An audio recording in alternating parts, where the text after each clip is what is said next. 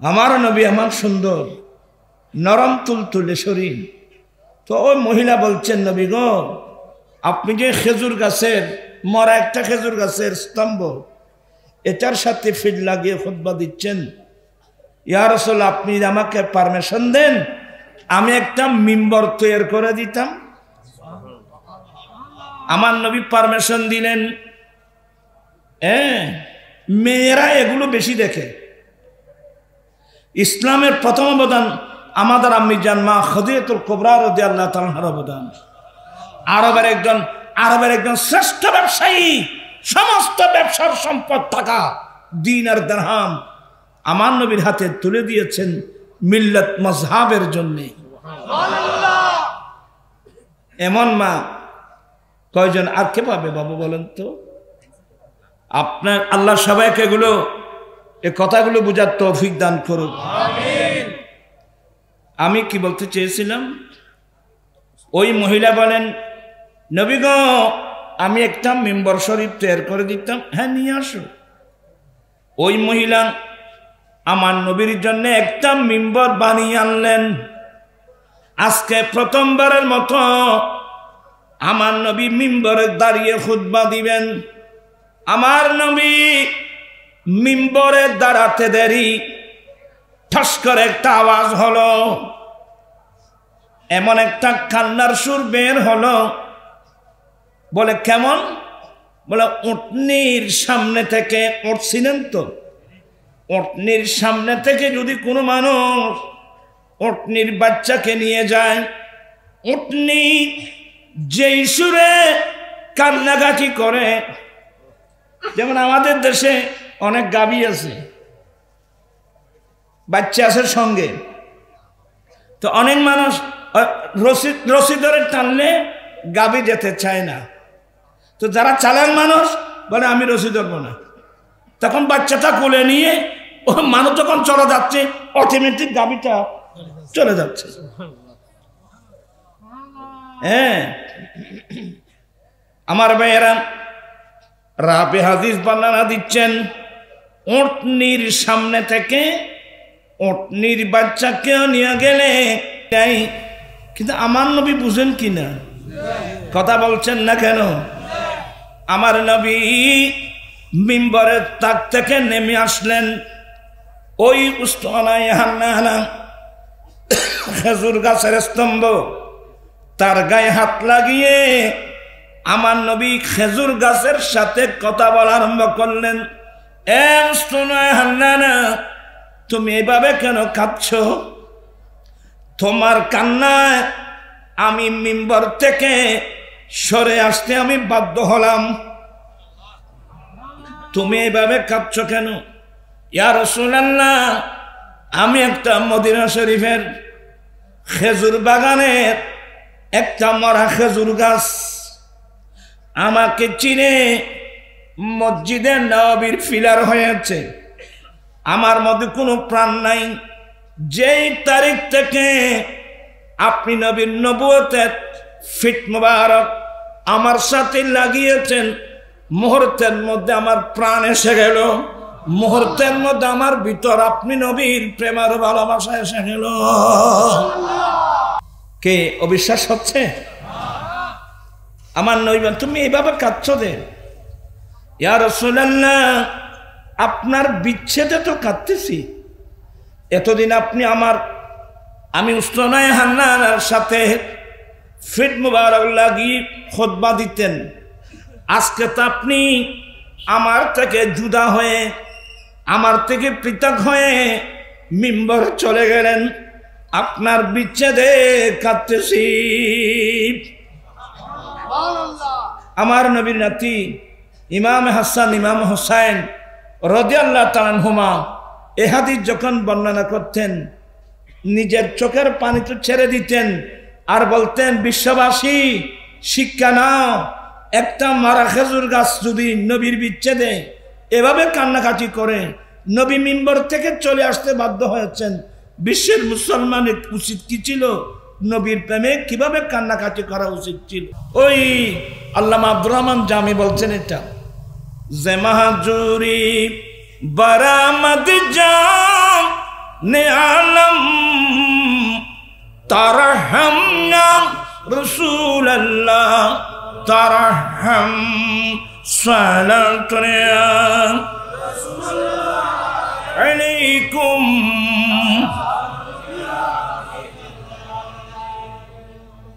আমার রাসূল বলছেন দে স্তনে হানানা, তুমি কি আচ্ছা তুমি কি দুনিয়া চাও না আখিরাত চাও? দেখেন এক স্তনে হানানা, তুমি কি দুনিয়া চাও না আখিরাত চাও? তুমি যদি দুনিয়া চাও, আমি নবী এই নবুয়তের হাতে তোমাকে মদিনার একটা খেজুর বাগানে লাগিয়ে দেব, তুমি জীবিত হবে, তোমার থেকে ফল ফ্রুট আসবে, কিয়ামত পর্যন্ত মদিনাবাসী তোমার ফল খাবে। সুবহানাল্লাহ। আর যদি তুমি আখিরাত চাও, আমি তোমাকে এই মিম্বরের নিচে তোমাকে দফন করে দেব, জান্নাত কিয়ামতের পরে আমি নবী নিজ সাথে তোমাকে জান্নাতের খেজুর বাগানে লাগিয়ে দেব, আবাদুল আবাদ পর্যন্ত জান্নাতীরা তোমার ফল খাবে। তো উস্তনয় হান্নানা বলছে যে ইয়া রাসূলুল্লাহ, চাইলে তো দুনিয়া চেয়ে লাভটা কি? দুনিয়া তো ক্ষণস্থায়ী, কিছুক্ষণের জন্য। আমি আখিরাত চাই। একটা খেজুর গাছ নবীর কাছে কি দুনিয়া চেয়েছেন না আখিরাত চেয়েছেন? এই বর্তমান মসজিদ নবীর মিম্বর, এটা উস্তনয় হান্নানাকে ওখানে দফন করা হয়েছে, মানুষের মতো দফন করা হয়েছে, সেটার উপর মিম্বর। কিন্তু শুধু এগুলো তো না, আপনি বুখারী করলেন না। একদিন আমার নবী সিদ্দিক আকবর, তারপরে ফারুক আজম, মাওলা আলী, কয়েকজনকে সঙ্গে নিয়ে মদিনা শরীফের পাহাড়, ওই পাহাড়ের নাম উহুদ পাহাড়। কোন পাহাড়?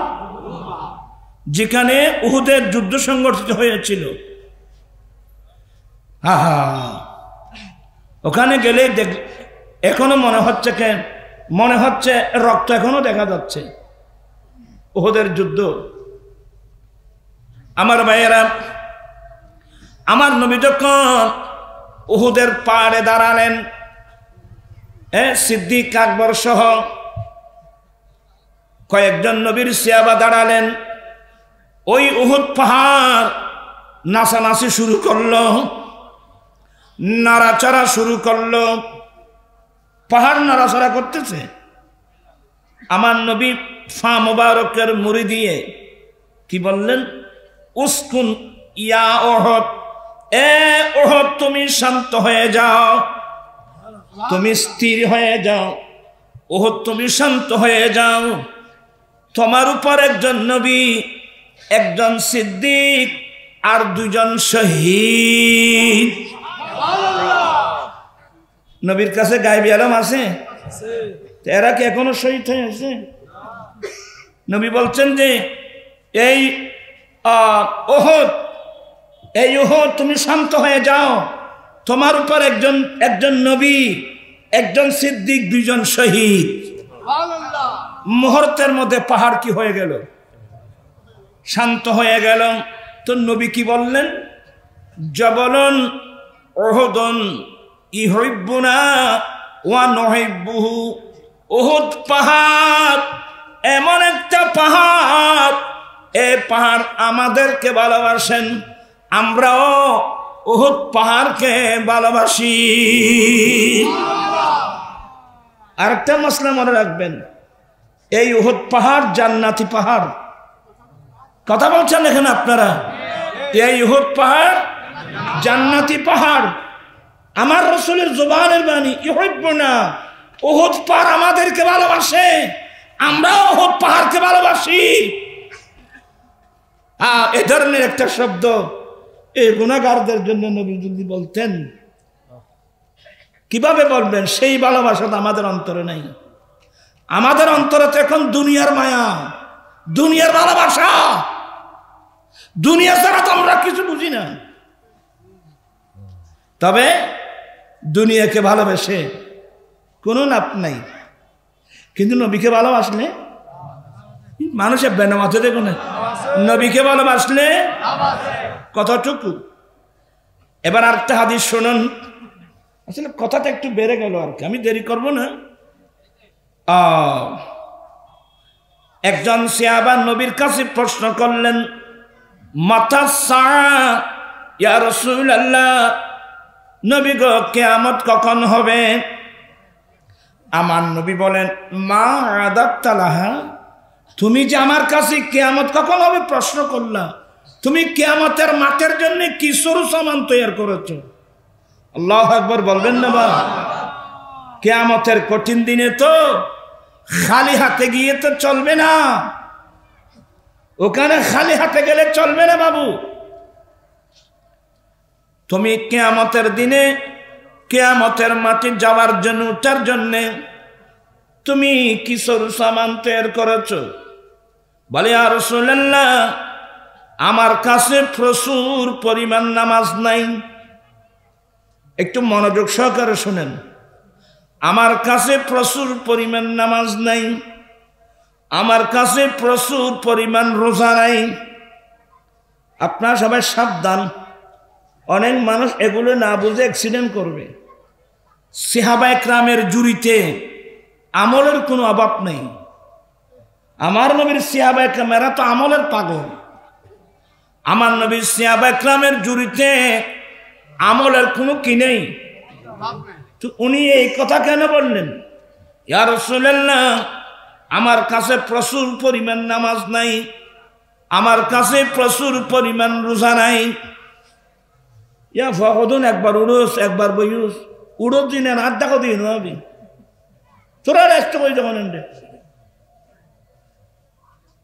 আমার কথার ডিস্টার্ব হচ্ছে।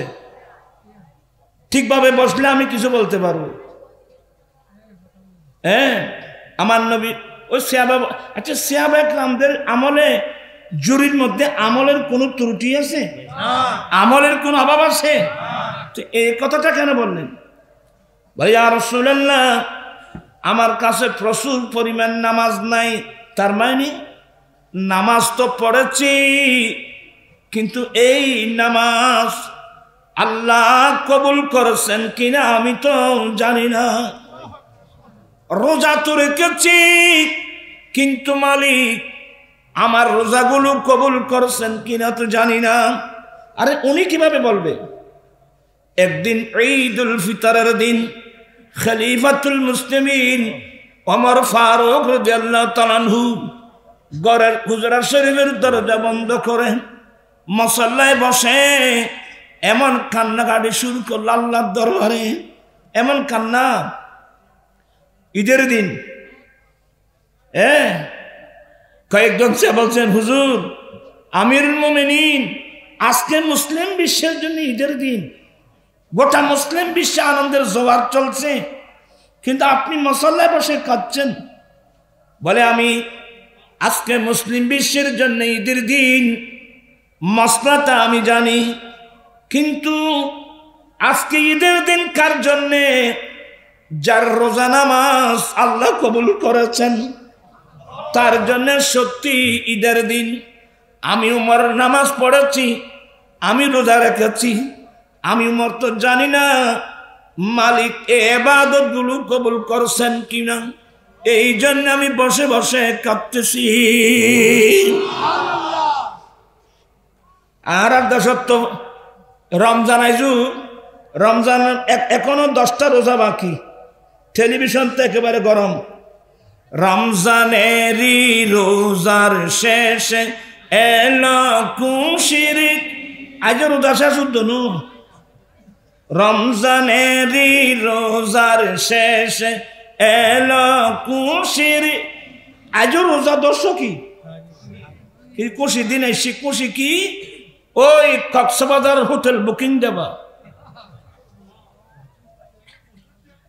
অনেক লজ্জাকর বিষয়, বলতেও নিজের কাছে লজ্জা লাগে।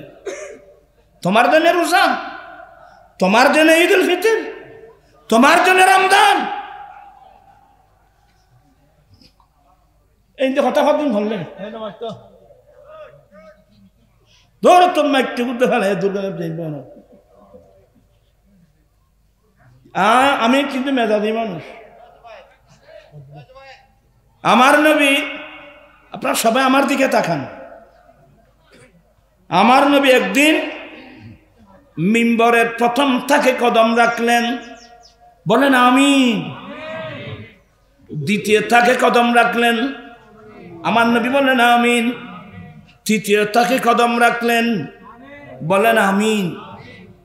সাহাবা একরাম প্রশ্ন করলেন, নবী গো, আমিন বলা হয়তো কোনো মানুষ দোয়া করলে এই দোয়াটা কবুল হওয়ার জন্য তো আমিন বলেন, এখানে তো কেউ দোয়া করতে শুনি নেই, আপনি কার দোয়ার উপর আমিন বললেন?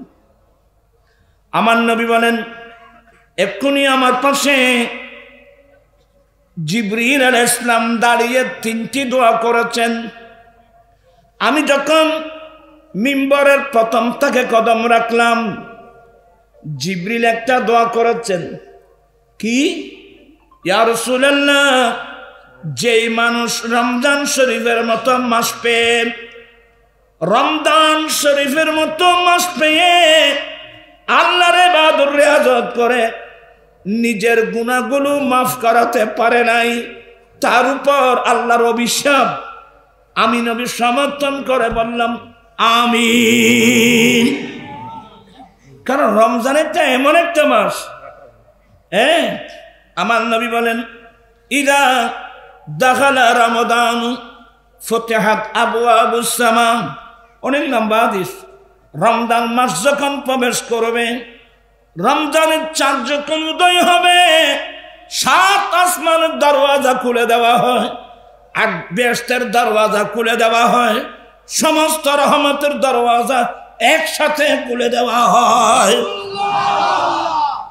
এমন মাস পেয়ে যদি যে মুমিন মুসলমান নিজের গুনাহগুলো আল্লাহর কাছে কেঁদে কেঁদে মাফ করাতে পারে নাই, তার উপর আল্লাহর কি অভিশাপ। এই দোয়াটা করলেন জিবরিল, আমি সমর্থন করে বললাম যে আমিন। সেমন রমজান মাস এখন সামনে আসতেছে না? ছোটবেলায় আমরা, আমাদের মধ্যে ছোট হলেও ছেলেদের মধ্যে একটা আগ্রহ ছিল, তাড়াতাড়ি আসরের নামাজ পড়ে আমরা কেউ ঘরের ছাদের উপর উঠে যেতাম, কেউ গাছের উপর উঠে যেতাম, অনেক মহিলারা পর্যন্ত ঘরের পিছনে বেরিয়ে যেত, কার আগে কে রমজান শরীফের চাঁদ দেখে, কার আগে কে রমজান শরীফের চাঁদ দেখে। কসম করে বলেন, এই আগ্রহটা বর্তমান মুসলমানের কাছে আছে? শেষ করে দিয়েছে দুনিয়া তোমাদেরকে। তুমি দুনিয়া নিয়ে থাকো, আমরা দুনিয়ার পাগল না। আমি নবীজির পাগল, আমি মদিনার পাগল, আমি মদিনার পাগল, আমি মদিনার দুলি বালি মোর নয়নের কাজল, আমি নবীজির পাগল, আমি মদিনার পাগল। আমার ভাইরা, আজকে সুন্নি সম্মেলন থেকে এই সবকটা নিয়ে যান, আমি নবীর পাগল, আমি নবীর দিওয়ানা, আমি দুনিয়ার পাগল নই, আমি দুনিয়ার পিছনে থাকবো না, দুনিয়া আমার পিছনে পিছনে ধরতে হবে। আমি কেন দুনিয়ার পিছনে থাকবো? আমি তো নবীর পিছনে থাকবো, দুনিয়া আমার পিছনে ধরতে হবে। আজকে দুনিয়ায় মানুষকে ধ্বংস করে দিয়েছে, লাভটা কি? তা আমি যখন ওই মিম্বরের দ্বিতীয় তাকে কদম রাখলাম, জিবরিল আরেকটা দোয়া করেছেন। যেই ছেলে মা বাবা পেয়ে, দেখেন ছেলেরা শুনো, যেই ছেলে মা বাবা পেয়ে মা বাবার খেদমত করে করে দুনিয়ায় থাকতে জান্নাত হাসিল করতে পারে নাই, তার উপর আল্লাহর অভিশাপ। আমি নবী সমর্থন করে বললাম আমিন। কারণ জান্নাত তো মা বাবার পায়ের নিচে। কোথায়? তাবরানী শরীফের হাদিস। আমার নবী বলেন, জান্নাত তোমাদের মা বাবার পায়ের নিচে। পায়ের নিচে মানে পায়ের নিচে মানে যে ছেলে মা বাবার খেদমত করে মা বাবার অন্তর জয় করতে পারবে, মা বাবাকে সন্তুষ্ট রাখতে পারবে, তার জন্যে দুনিয়া থাকতে তার হাতে জান্নাতের টিকিট এসে যাবে। আমার জিবরিল বলছে যে নবী গো, যে ছেলে মা বাবা পেয়ে মা বাবার খেদমত করে দুনিয়া থাকতে জান্নাত হাসিল করতে পারে নাই, তার উপর কিন্তু আল্লাহর অভিশাপ। আমার নয়, এবার আমি সমর্থন করে বললাম যে আমিন। এবার আপনারা চিন্তা করেন, বর্তমান সমাজের মধ্যে মা বাবার খবর নিচ্ছে এমন ছেলে কজন পাবেন? দুবাই শহর থেকে টাকা পাঠায় নিজের ওয়াইফের নামে, মা বাবার খবর নিচ্ছে না এমন ছেলে এখানে অনেক আছে না?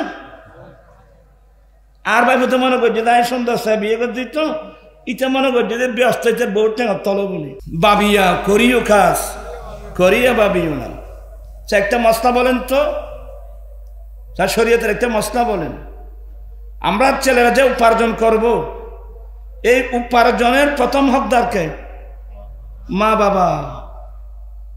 এই মশলাগুলোকে আমরা জানি তো, জানিবে খাইতে থাকে দুবাই শহর। এই দুবাই শহরের ইতর টিয়া ভাড়া হতে বউর নামে, মা বাবা মারা দুটোই নেই। কথা বুঝছেন? আল্লাহ হেদায়েত নসিব করুক। আজকে আপনি কথা বলতে গেলে অনেক কান্না আসবে। আমেরিকা ইউরোপের কালচার এখন আমাদের দেশে চলে আসছে। ওরা তো ইহুদি নাসারা, ওদের মা বাপ যখন বয়স্ক হয় এদেরকে ঘর থেকে বের করে দেয়, যাও সরকারি বৃদ্ধাশ্রমে চলে যাও। এখন সে কালচার এখন মুসলমানের মধ্যে চলে এসে গেছে। আর যে ছেলে মা বাবাকে বৃদ্ধাশ্রমে পাঠায়, তোমার মতো জাহান্নামী দুনিয়াতে কোনো মানুষ থাকতে পারে না। আর যে মা বাবার পায়ের নিচে আমার কাম তারাই দিলাম, রিক্সাওয়ালা হলেও সেই বলবে যে আমি রিক্সা টেনে পারি, উপবাস থাকতে পারি, আমি আমার মা বাবার খেদমত করে যাব। সে কোনোদিন মা বাবাকে বৃদ্ধাশ্রমে পাঠাতে পারে না। হ্যাঁ, সরকারকে বলছি বৃদ্ধাশ্রম করেন। কার জন্যে? যেই মানুষের কোনো ছেলে সন্তান নেই, যার কোনো কেউ নেই, তাদের সঙ্গে আপনি বৃদ্ধাশ্রম করেন। আমি ছেলে থাকতে আমার বাবা কেন বৃদ্ধাশ্রমে যাবে? তার দেখতে বা দুনিয়াতে লাভ কি? আপনি যদি আপনার মা বাবাকে বৃদ্ধাশ্রমে পাঠান, তা আর ফলে আর ব্যস্ত আপনারাই বুঝলেন। কামা তাদিন চুদান, যেমন কর্ম তেমন ফল। বাবিয়া করিও কাজ করিয়া বাবিও না। কয়টা হলো? 2। তৃতীয় নম্বর, আমি নবী যখন মিম্বরের 3 নম্বর থাকে কদম রাখলাম, জিবরিল আরেকটা দোয়া করলেন, ইয়া রাসূলুল্লাহ, যে উম্মতের সামনে আপনি নবীর নাম উল্লেখ করা হয়, আপনি নবীর নাম শুনে যে উম্মত দুরূদ শরীফ পড়ে না, তার উপর আল্লাহর অভিশাপ। আমি নবীর সমর্থন করে বললাম আমিন। আমি একটু দূরে চলে আসলাম, আপনাদের কষ্ট হবে। আমি কি বুঝাতে চাচ্ছি মনে আছে নাকি? আল্লাহ পাক আমরা সবাইকে রমজান মুবারকের যে গুরুত্ব, এগুলো বুঝার, মা বাবার যে গুরুত্ব, এগুলো অনুধাবন করে বুঝে মা বাবার খেদমত করার আল্লাহ তৌফিক দান করুন। আমি কি বুঝাতে চেয়েছিলাম? ওই সাহাবা বলেন, নবী গো, আমার কাছে প্রচুর পরিমাণ কি নেই? আপনার কথা ভুলে গেছেন বুঝো? আমার কাছে প্রচুর পরিমাণ নামাজ নাই, আমার কাছে প্রচুর পরিমাণ রোজা নাই। মায়নি নামাজ তো পড়েছি, রোজা তো রেখেছি, জানি তো না মালিক কবুল করছেন কিনা। কিন্তু ইয়া রাসূলুল্লাহ, আমি নিশ্চিতভাবে একটা কথা আমি বলতে পারবো, কি? ওয়ালাকিন উহিব্বুল্লাহ ওয়া রাসূলাহু, আমি কিন্তু আল্লাহ এবং আল্লাহ রাসূলকে ভালোবাসি। এখানে কিঞ্চিত পরিমাণ কোনো সন্দেহের অবকাশ নাই। আমি কিন্তু আল্লাহ এবং আল্লাহ রসুলকে কি ভালোবাসি। আমার নবী ঘোষণা দিয়ে ফেললেন, আল মারউ মা মান আহাব্বা, যে যাকে ভালোবাসে তার সঙ্গে তার হাসর হবে। আমার ভাইয়েরা, আমরা নবীর সঙ্গে থাকতে চাই কি চাই না? দুই হাত উঠাই বলতে হবে, নবীর সঙ্গে থাকতে চাই কি চাই না? তাহলে আমরা আল্লাহ আল্লাহ রসুলকে ভালোবাসতে চাই কি চাই না?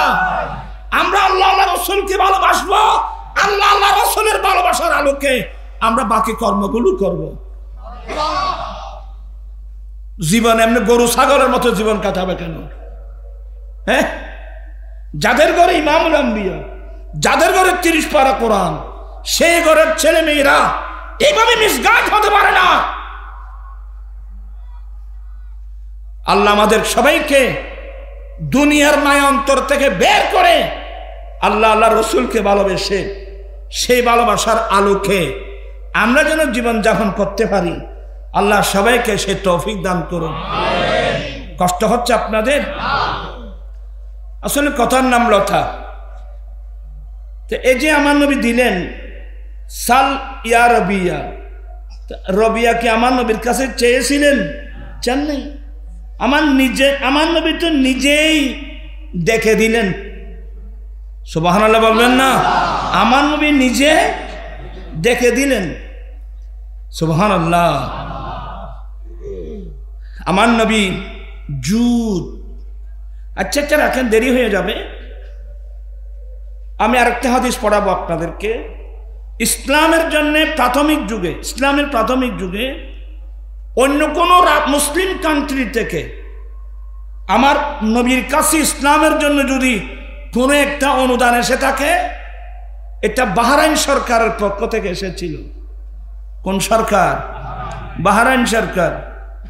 বাহরাইন সরকারের পক্ষ থেকে আমার নবীর কাছে 80,000 মতান্তরে 1 লক্ষ দিরহাম এসেছিল।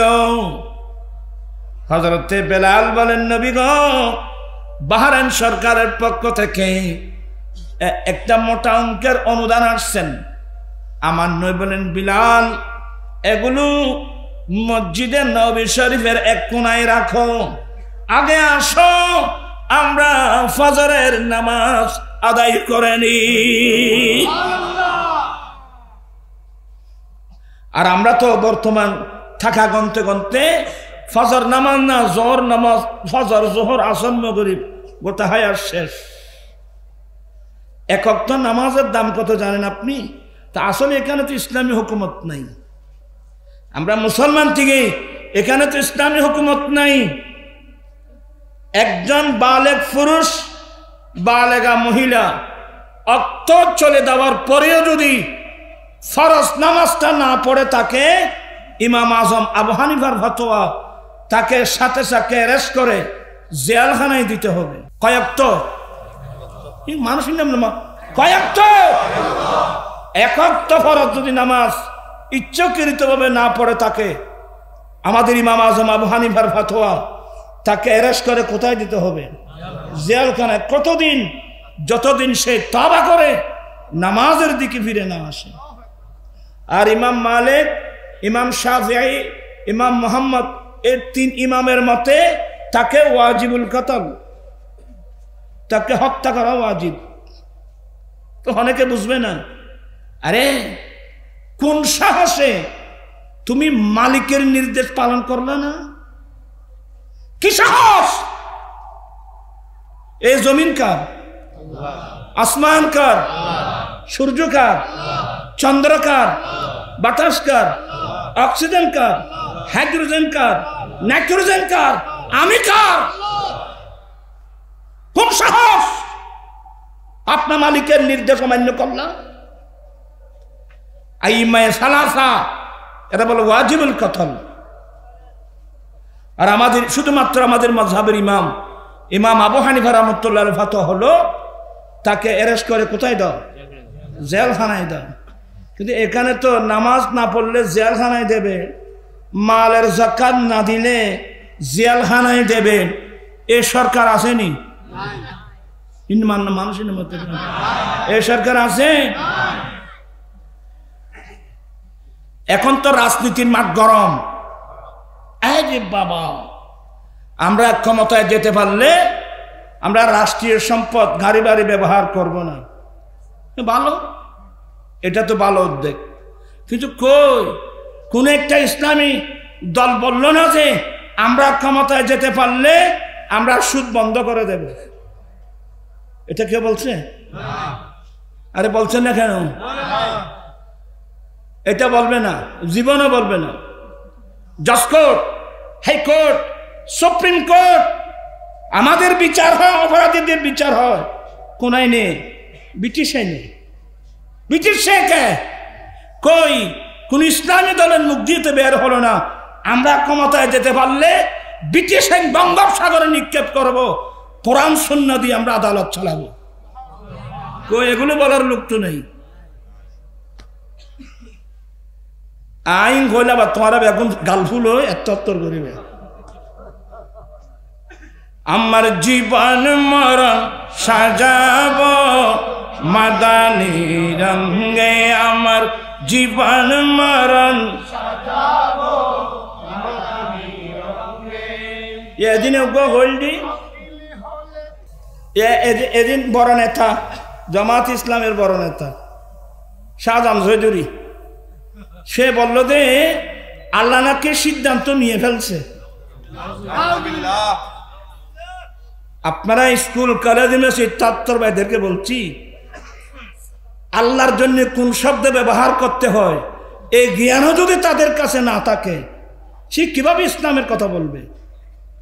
আল্লাহ নাকি সিদ্ধান্ত নিয়ে ফেলছে, এবার বাংলাদেশের রাষ্ট্রীয় ক্ষমতা জামাত ইসলামকে দেবে।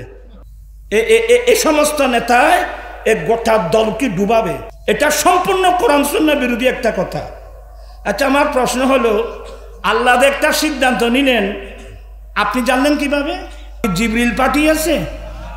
আপনার কাছে কি আল্লাহ মিকাইল পাঠিয়েছে? আপনি কি গায়বে আলম জানেন? আর আল্লাহর জন্য সিদ্ধান্ত শব্দটা আল্লাহর জন্য ব্যবহার করা যায়? আম্বিয়া কোরআন শরীফ পড়লেও তো বুঝতো। যেমন ঈসা আলাইহিস সালাম বলছেন, উহিল মাউতা বিইযনিল্লাহ, আমি আল্লাহর হুকুমে মৃত মানুষ কি করি? জীবিত করি। যদি বলা হতো ইনশাআল্লাহ, আল্লাহ চাহে তো আমরা ক্ষমতায় যাব, এটাই বলা যায়। বিইযনিল্লাহ বিহুকমিল্লাহ, আল্লাহর হুকুম থাকলে আমরা যাব, এটাই বলা যায়। কিন্তু কিভাবে বললো? আল্লাহ বলা সিদ্ধান্ত ফেলে। আমি জামাতি ভাইদের কাছে অনুরোধ জানাচ্ছি, এই সমস্ত নেতায় গোটা দলকে আপনার ডুবাবে, যার কাছে কোরআন শরীফের ন্যূনতম জ্ঞানও নাই। সিদ্ধান্ত শব্দটা কি আল্লাহর জন্য ব্যবহার করা যায়? তা আল্লাহ তাহলে আগের সিদ্ধান্তহীনতাই ছিল। এগুলো শব্দ ব্যবহার করা যায় সৃষ্টির জন্য, স্রষ্টার জন্য শব্দ ব্যবহার করা হয় না। আপনি তো এভাবে বলতে পারতেন ইনশাল্লাহ। আপনাকে আমি কি বুঝাতে পারছি আপনাদেরকে? ইনশাল্লাহ এবার আমরা ক্ষমতায় যাব, অথবা বিইযনিল্লাহ এবার আমরা ক্ষমতা, আপনি এই ধরনের বলতে পারতেন। এটা কি বললেন আপনি? আপনার কাছে কি গায়বী আলম আছে? আপনার কাছে জিবরিল আসছে? আপনার কাছে মিস্ত্রি আসছে? আল্লাহ সিদ্ধান্ত নিয়ে বলতে আপনি জানলেন কিভাবে? এগুলো সম্পূর্ণ কোরআন সুন্নাহ বিরোধী কথা। এ ধরনের কথা বললে মানুষের কি থাকবে না? ঈমান থাকবে না। আমি আল্লাহর রাস্তে কথাগুলো বলে দিচ্ছি, অনেক বাইরে হয়তো রং বুঝতে পারে, আমি হেদায়েতের উদ্দেশ্যে বলছি। আম্বিয়া ইকরামের কালাম কি? হ্যাঁ, ইনশাআল্লাহ বিইযনিল্লাহ। কথা বলছেন না কেন? ইনশাআল্লাহ বিইযনিল্লাহ, আল্লাহ চাহে তো আমরা যাব, আল্লাহ দয়া তাহলে হুকুম তো আমরা যাব। এই ধরনের কথা বলা যায়। আমি তো এগুলো না বললে তো মানুষ গোমরা হয়ে যাবে, অনেক ছেলেরা রং বুঝবে। আমি আল্লাহর রাস্তে কথাগুলো বলছি। এই ধরনের কথা বললে কি থাকবে না? এগুলো সম্পূর্ণ কোরআন সুন্নাহ বিরোধী কথা। আমার নবী বলেন, বেলাল এই অনুদানগুলো মসজিদের পাশে রাখো, আগে চলো আমরা ফজরে নামাজ আদায় করে নি। ফজরের নামাজ আদায় করার পরে বেলাল এগুলো নিয়ে আসো। আমার নবীর সামনে এনে দিলেন।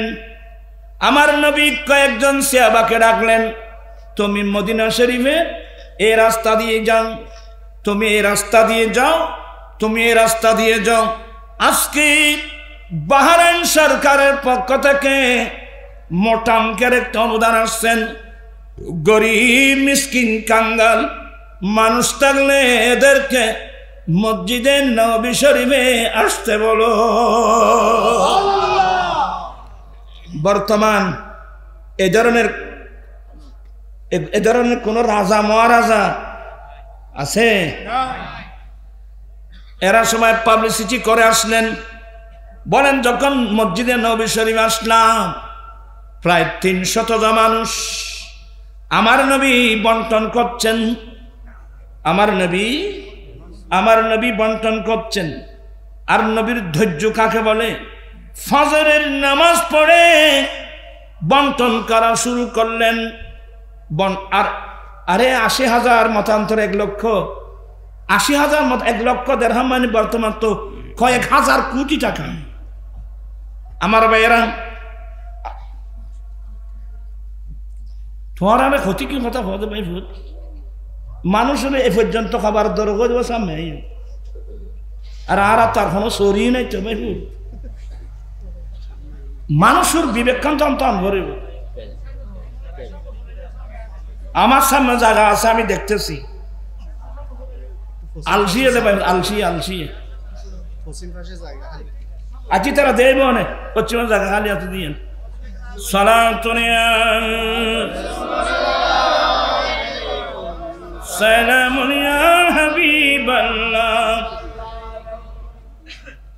আমার নবী কি করতেছেন? আমার নবী বন্টন করতেছেন। বন্টন করতে করতে করতে করতে জোহরের রক্ত হয়ে গেল। জোহরের রক্ত হয়ে গেল। জোহর আজান হলো, যা ছিল বন্টন করা শেষ। আসো, জোহরের নামাজ আদায় করেনি। আমার দেন নবী জোহরের নামাজ আদায় করার পরে সাহাবা একরামদেরকে সামনে নিয়ে দাঁড়ালেন। একজন সাহাবা দাঁড়িয়ে গেলেন, ইয়া রাসূলুল্লাহ, ইয়া হাবিবাল্লাহ, আমার বাড়ি মদিনা শরীফের একটু দূরে, সংবাদ পেতে দেরি হয়েছে, আসতে দেরি হয়েছে। ইয়া রাসূলুল্লাহ, আমার ছেলে মেয়েরা 2-1 দিন উপবাস থাকলে একটা আমাকে অনুদান দিন। আচ্ছা, আমরা হলে কি বলতাম, বাবা তুই এত আমি কিনলে দিন তো জোরের আগে শেষে দি। কিন্তু আমার দয়াল নবী বলছেন, না মদিনাতুল ইলমি ওয়া আলিম বাবুহা, আমি নবী এলমের শহর, এই শহরের দরওয়াজা আলী।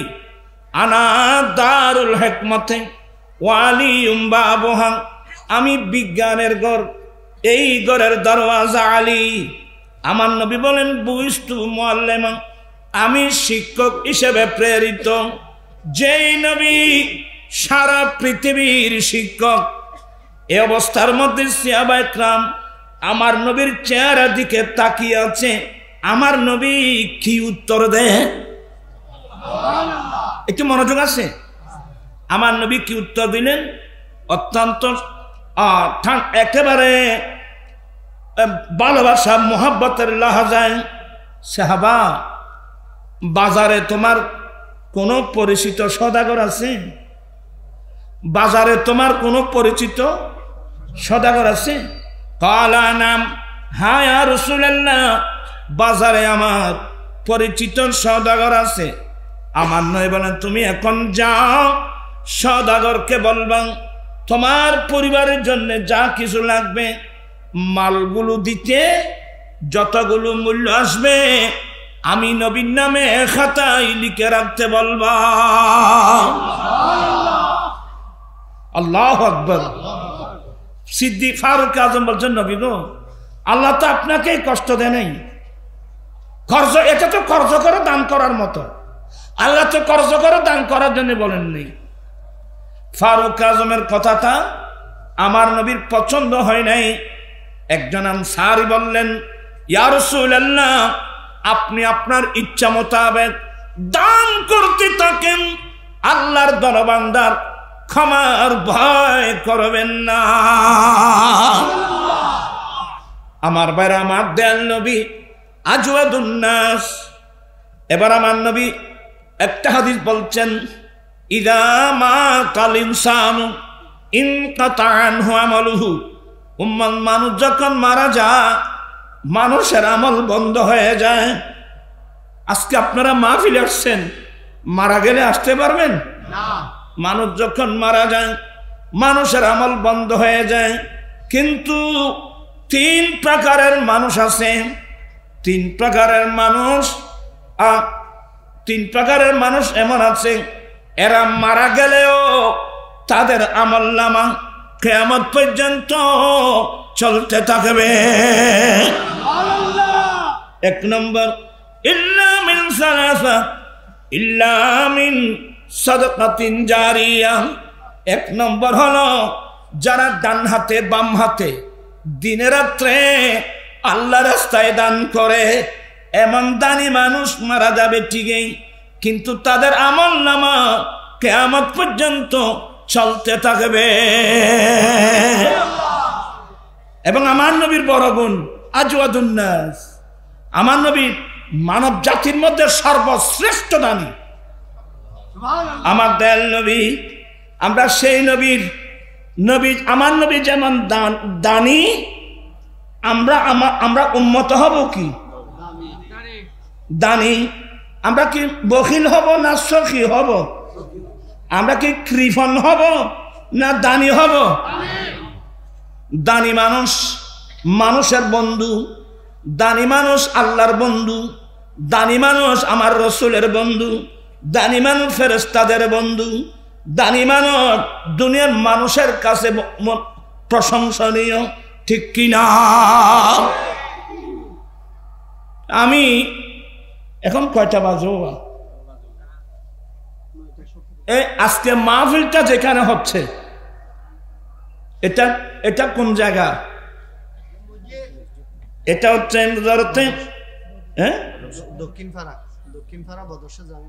দক্ষিণ পাড়া বদরসা জামে মসজিদ। আমরা আজকে যে মাহফিলে বসলাম, এটা একটা মসজিদের জায়গা। পাশে পাশে লোহার পিলার গুলো দাঁড়িয়ে আছে, আমরা সবাই দেখতেছি। কিন্তু আজকের মাহফিলের মধ্যে অনেক বন্ধু বান্ধব আসছেন, যেগুলো সব সময় আসে না। তাহলে সুযোগে আমরা চাইলে আল্লাহর মসজিদের জন্য মোটা অঙ্কের একটা অনুদান দিতে পারি। ইয়া তো আওয়াজ বন্ধ, সব বন্ধ হয়ে গেছে ভাই। ফুট আয় চিনি তো আল্লাহর মসজিদ। আরে বাবা, এনে এদিকে যেখানে দিবে, যেখানে দেখবে বিরাট বিরাট বিল্ডিং, মাথাটা আমি কি ভুল বলছি? বিরাট বিরাট বিল্ডিং, 3 তলা 4 তলা 5 তলা 6 তলা বিল্ডিং। কিন্তু ব্যাগুন সবাই মিলে করতেছে না একজনে? তো একজন মানুষ যদি নিজের ফ্যামিলির জন্য 5 তলা 10 তলা একটা বিল্ডিং করতে পারে, সবাই মিলে এক মাসের মধ্যে একটা 3 তলা 4 তলা একটা মসজিদ করতে পারে না? আর বউলে বাঁধি তুন্ন। আমার নবী বলেন, এই সাহাবা মানুষ নিজের সম্পদকে ভালোবাসে না পরের সম্পদকে ভালোবাসে? সাহাবা একরাম বলেন, নবী গো, পরের সম্পদকে ভালোবাসে, আমার লাভটা কি? মানুষ নিজের সম্পদকে ভালোবাসে। এবার আমার নবী বলেন, নিজের সম্পদ কোনটা, পরের সম্পদ কোনটা? মালুকা মা কদ্দামা, তোমার নিজস্ব মাল, তোমার মালিকানা থাকতে তুমি আল্লাহ রসুলকে ভালোবেসে যে দানগুলো তুমি আল্লাহ রাস্তায় দান করেছ, এটা তোমার নিজস্ব মাল। ওয়া ইনদাল্লাহি বাক, আল্লাহ রাস্তায় যেগুলো দিয়েছে এগুলো থাকবে। আর মৃত্যুর সময় যে সম্পদ ফেলে আসছো, এগুলো তোমার সম্পদ নয়, তোমার নাম পর্যন্ত, খতিয়ান পর্যন্ত পরিবর্তন হয়ে যাবে, ঠিক কিনা?